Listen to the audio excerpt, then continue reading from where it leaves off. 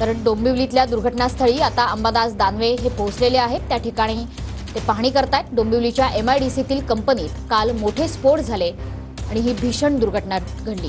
सकाळपासूनच शोध मोहीम सुरू आहे। आतापर्यंत 3 मृतदेह या दुर्घटनेत सापडलेले आहेत, तर दुर्दैवाने आतापर्यंत 11 जणांचा मृत्यू देखील झालेला आहे।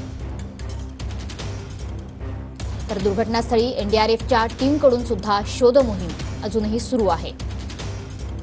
दुर्दैवाने अजूनही काही जण हे ढिगाऱ्याखाली अडकले असण्याची शक्यता वर्तवली जाते। त्यांचा शोध सध्या सुरू आहे। स्फोटामुळे परिसरात मोठी दुर्गंधी पसरली आहे। रासायनिक धूर पसरलाय, त्याच्यामुळे आजूबाजूच्या परिसरातल्या नागरिकांना सुद्धा याचा मोठा धोका आहे।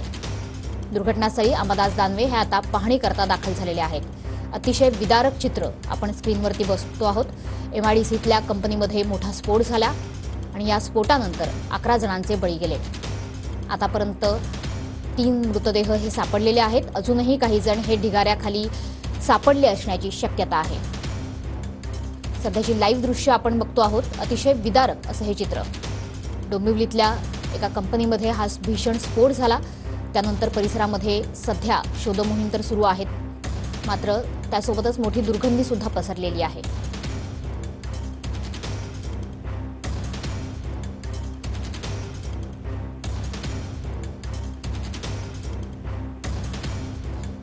अंबादास दानवे हे सध्या त्या परिसराची पाहणी करतायत, अधिकाऱ्यांकडून माहिती घेतायत। सरकारकडून सुद्धा मृतांच्या नातेवाईकांना मदत ही घोषित करण्यात आलेली आहे। मात्र ज्या पद्धतीने हा स्फोट घडला, या स्फोटासाठी नेमकं जबाबदार कोण असा सवाल आता सगळीकडनं विचारला जातोय।